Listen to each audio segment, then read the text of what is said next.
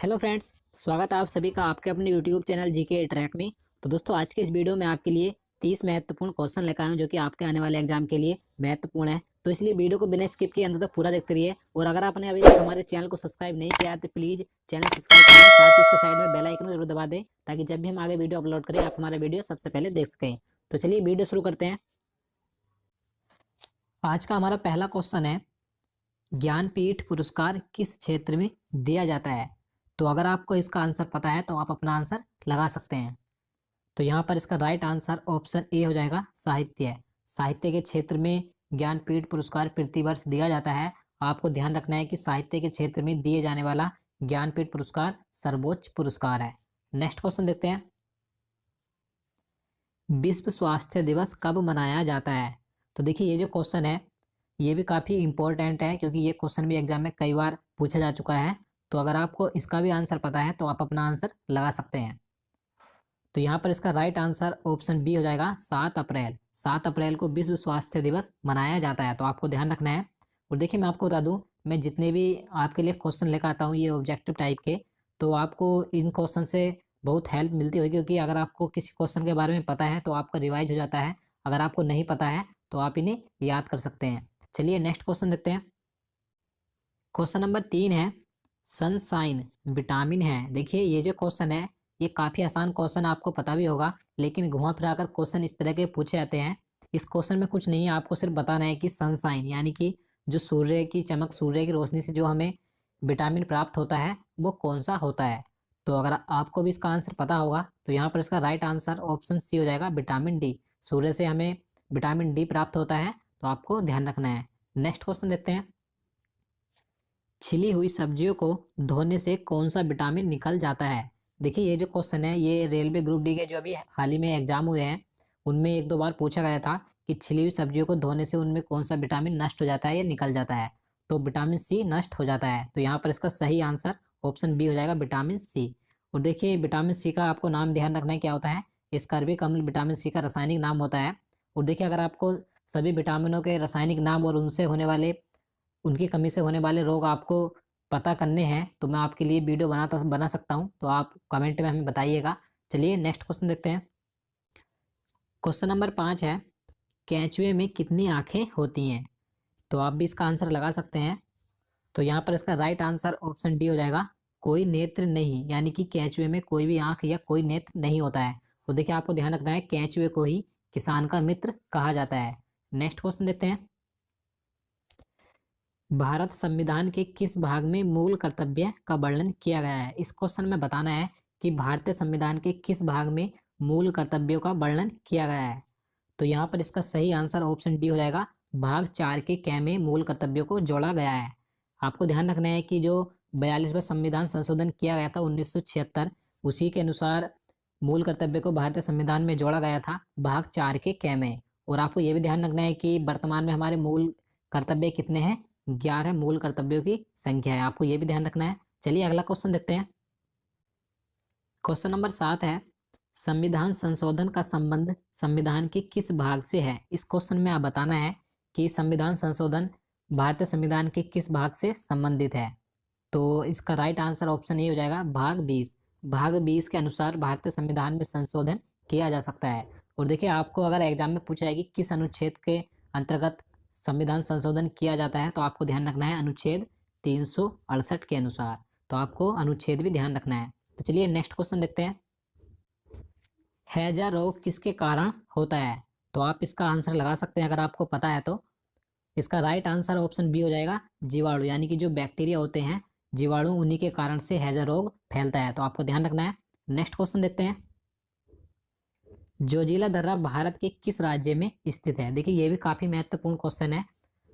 तो इसका right answer option B हो जाएगा, जम्मू कश्मीर राज्य में स्थित है जोजिला दर्रा। और देखिए, आपको एक पॉइंट और ध्यान रखना है कि ये जो दर्रा है श्रीनगर और लेह मार्ग को जोड़ता है, तो आपको ये भी ध्यान रखना है क्योंकि आपसे एग्जाम में ये भी पूछा जा सकता है। नेक्स्ट क्वेश्चन देखते हैं। क्वेश्चन नंबर 10 है, भारत सरकार का सर्वोच्च विधि अधिकारी कौन होता है? तो यहाँ पर इसका राइट आंसर ऑप्शन सी हो जाएगा, अटॉर्नी जनरल। देखिए, अटॉर्नी जनरल को ही महान्यायवादी बोला जाता है, तो आपको ध्यान रखना है कि भारत सरकार का सर्वोच्च विधि अधिकारी महान्यायवादी यानी कि अटॉर्नी जनरल होता है। और देखिए अगर हम बात करें कि महान्यायवादी की नियुक्ति कौन करता है, तो राष्ट्रपति के द्वारा ही इसकी नियुक्ति की जाती है, तो आपको ये भी ध्यान रखना है। चलिए नेक्स्ट क्वेश्चन देखते हैं। हल्दी घाटी का युद्ध 1576 ईस्वी में किन के बीच हुआ था? तो चारों ऑप्शन आपको दिए गए हैं, आप इसका आंसर लगा सकते हैं। तो यहाँ पर इसका राइट आंसर ऑप्शन ए हो जाएगा। अकबर एवं महाराणा प्रताप के बीच हल्दी घाटी का युद्ध 1576 ईस्वी में हुआ था। नेक्स्ट क्वेश्चन देखते हैं। रेबीज के टीके की खोज किसने की थी? देखिए ये क्वेश्चन भी कई बार एग्जाम में पूछा जा चुका है, तो आपको जरूर ध्यान रखना है कि रेबीज के टीके की खोज लुई पास्चर ने की थी। तो यहाँ पर इसका सही आंसर ऑप्शन डी हो जाएगा। अगला क्वेश्चन देखते हैं। क्वेश्चन नंबर 13 है, शरीर में आयरन की कमी से कौन सी बीमारी होती है? यानी कि शरीर में अगर आयरन यानी कि लोहे की कमी हो जाए तो कौन सी बीमारी या कौन सा रोग हो जाता है? तो यहाँ पर इसका सही आंसर ऑप्शन ए हो जाएगा। एनीमिया रोग हो जाता है लोहे की कमी से। आपको ध्यान रखना है कि सबसे ज़्यादा जो लोहा पाया जाता है पालक में पाया जाता है। अगला क्वेश्चन देखते हैं। अलमाटी बांध कृष्णा नदी पर किस राज्य में स्थित है? तो यहाँ पर इसका सही आंसर ऑप्शन सी हो जाएगा। कर्नाटक राज्य में स्थित है अलमाटी बांध। और आपको यह भी ध्यान रखना है कि कौन सी नदी पर है? कृष्णा नदी पर स्थित है। नेक्स्ट क्वेश्चन देखते हैं। सुएज नहर का राष्ट्रीयकरण किस वर्ष किया गया था? तो यहाँ पर इसका सही आंसर ऑप्शन डी हो जाएगा। 1956 ईस्वी में सुएज नहर का राष्ट्रीयकरण किया गया था। आपको ध्यान रखना है कि ये जो सुएज नहर है ये लाल सागर और भूमध्य सागर को आपस में जोड़ती है, और इसकी जो लंबाई है 165 किलोमीटर इसकी लंबाई भी है, तो आपको इसकी लंबाई भी ध्यान रखनी है। अगला क्वेश्चन देखते हैं। क्वेश्चन नंबर 16 है, प्रतिरोध का एसआई मात्रक क्या होता है? देखिए जितने भी एसआई मात्रक होते हैं अधिकतर एग्जाम में पूछे जाते हैं, तो आपको सभी एसआई मात्रक याद कर लेने हैं। यह मैं आपको इनका एक अलग से वीडियो बना दूंगा, आप हमें कमेंट में बताइएगा। तो यहाँ पर प्रतिरोध का एसआई मात्रक पूछा गया है, तो इसका सही आंसर ऑप्शन ही हो जाएगा ओम, यानी कि प्रतिरोध का एसआई मात्रक होता है। अगला क्वेश्चन देखते हैं। मायोपिया का अर्थ होता है? देखिए ये जो मायोपिया है इसका आपको अर्थ बताना है कि इसका अर्थ क्या होता है, किसे बोला जाता है? तो निकट दृष्टि दोष को ही मायोपिया बोला जाता है, तो आपको ध्यान रखना है। और देखिए निकट दृष्टि दोष को दूर करने के लिए किस लेंस का प्रयोग किया जाता है? आपतन लेंस का प्रयोग किया जाता है। और अगर हम बात करें कि दूर दृष्टि दोष को क्या बोला जाता है, तो आपको ध्यान रखना है हाइप्रोपिया बोला जाता है दूर दृष्टि दोष को। और इसके निवारण में किस लेंस का प्रयोग किया जाता है? उत्तल लेंस का प्रयोग किया जाता है। चलिए नेक्स्ट क्वेश्चन देखते हैं। महात्मा बुद्ध ने अपना प्रथम धर्म चक्र प्रवर्तन किस स्थान पर दिया था? देखिए इस क्वेश्चन में पूछा गया है कि जो महात्मा बुद्ध यानी कि गौतम बुद्ध थे, उन्होंने अपना प्रथम उपदेश यानी कि धर्म चक्र प्रवर्तन किस स्थान पर दिया था? तो यहाँ पर इसका सही आंसर ऑप्शन बी हो जाएगा। सारनाथ में उन्होंने अपना प्रथम उपदेश दिया था। और आपको ध्यान रखना है कि ये जो प्रथम उपदेश था ये क्या कहलाया था? धर्म चक्र प्रवर्तन कहलाया था। नेक्स्ट क्वेश्चन देखते हैं। क्वेश्चन नंबर 19 है, भारत की सबसे बड़ी बहुउद्देशीय नदी घाटी परियोजना कौन सी है? तो आपको चार ऑप्शन दिए गए हैं, अगर आपको पता है तो आप आंसर लगा सकते हैं। तो यहाँ पर इसका राइट आंसर ऑप्शन बी हो जाएगा, भाखड़ा नागल परियोजना। ये भारत की सबसे बड़ी बहुउद्देशीय नदी घाटी परियोजना है और ये सतलज नदी पर स्थित है। आपको ये भी ध्यान रखना है हिमाचल प्रदेश में सतलज नदी पर स्थित है। नेक्स्ट क्वेश्चन देखते हैं। क्वेश्चन नंबर 20 है, गोकक जलप्रपात किस जिले में स्थित है? तो ये कर्नाटक राज्य के बेलगाम जिले में स्थित है, तो यहाँ पर इसका सही आंसर ऑप्शन ए हो जाएगा बेलगाम में। नेक्स्ट क्वेश्चन देखते हैं। किस देश को पहले निप्पन के नाम से जाना जाता था? यानी कि किस देश को पहले निप्पन कहा जाता था, आपको बताना है। तो यहाँ पर इसका सही आंसर ऑप्शन डी हो जाएगा जापान। जापान को पहले निप्पन के नाम से जाना जाता था। अगला क्वेश्चन देखते हैं। क्वेश्चन नंबर 22 है, काला शीशा किसे कहा जाता है? तो इसका राइट आंसर ऑप्शन ए हो जाएगा ग्रेफाइट को काला शीशा कहा जाता है, आपको ध्यान रखना है। नेक्स्ट क्वेश्चन देखते हैं। उजला सोना कहलाता है, अब आपको बताना है कि उजला सोना क्या कहलाता है, यानी कि किसे कहा जाता है? तो कपास उजला सोना कहलाता है, तो यहाँ पर इसका सही आंसर ऑप्शन सी हो जाएगा। नेक्स्ट क्वेश्चन है, मछली के हृदय में कितने प्रकोष्ठ यानी कि चैम्बर या कक्ष होते हैं?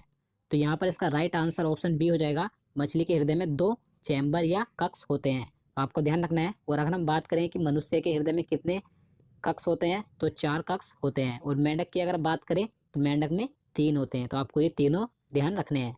नेक्स्ट क्वेश्चन देखते हैं। क्वेश्चन नंबर 25 है, प्रिंस ऑफ वेल्स कप किस खेल से संबंधित है? तो यहाँ पर इसका सही आंसर ऑप्शन बी हो जाएगा, गोल्फ से संबंधित है प्रिंस ऑफ वेल्स कप, आपको ध्यान रखना है। अगला क्वेश्चन देखते हैं, भारत की सबसे बड़ी कृत्रिम झील कौन सी है? तो यहाँ पर इसका राइट आंसर ऑप्शन ये हो जाएगा, गोविंद बल्लभ पंत सागर भारत की सबसे बड़ी कृत्रिम झील है और ये यूपी के सोनभद्र में स्थित है, आपको ध्यान रखना है। अगला क्वेश्चन देखते हैं, क्वेश्चन नंबर 27 है, इंडिका किसकी रचना है? तो देखिए काफी आसान क्वेश्चन है, आप इसका आंसर लगा सकते हैं। तो इसका राइट आंसर ऑप्शन ये हो जाएगा, मैगस्थनीज की ये रचना है इंडिका, आपको ध्यान रखना है। अगला क्वेश्चन देखते हैं, लाख बक्स किसे कहा जाता था? तो देखिए लाख बक्स की उपाधि यानी कि लाख बक्स किसे कहा जाता था? तो कुतुबुद्दीन ऐबक को लाख बक्स कहा जाता था, तो यहाँ पर इसका सही आंसर ऑप्शन ए हो जाएगा। नेक्स्ट क्वेश्चन है, क्वेश्चन नंबर 29 है, 1 रुपए के नोट पर किसके हस्ताक्षर होते हैं? तो यहाँ पर इसका सही आंसर ऑप्शन बी हो जाएगा, वित्त सचिव, वित्त सचिव के हस्ताक्षर होते हैं 1 रुपए के नोट पर, आपको ध्यान रखना है। और बाकी जितने भी नोट होते हैं उन पर सभी भारतीय रिजर्व बैंक यानी कि गवर्नर के हस्ताक्षर होते हैं, आपको ये ध्यान रखना है। और अगर हम बात करें कि वर्तमान में वित्त सचिव कौन है, हाल ही में बनाए गए हैं AN झा यानी कि अजय नारायण झा, हाल ही में भारत के नए वित्त सचिव बनाए गए हैं। मैंने आपको इससे पहले जो वीडियो अपलोड किया था उसमें मैंने आपको बता दिया था, अगर आपने वो हमारा करंट अफेयर्स का वीडियो नहीं देखा है तो आप उसे एक बार जरूर देखिएगा। चलिए नेक्स्ट क्वेश्चन देखते हैं,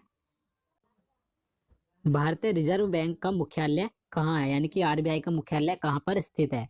तो इसका राइट आंसर ऑप्शन डी हो जाएगा, मुंबई, मुंबई में RBI का मुख्यालय स्थित है। और देखिए मैं आपको बता दूं, अभी हाल ही में नए RBI के गवर्नर बने हैं।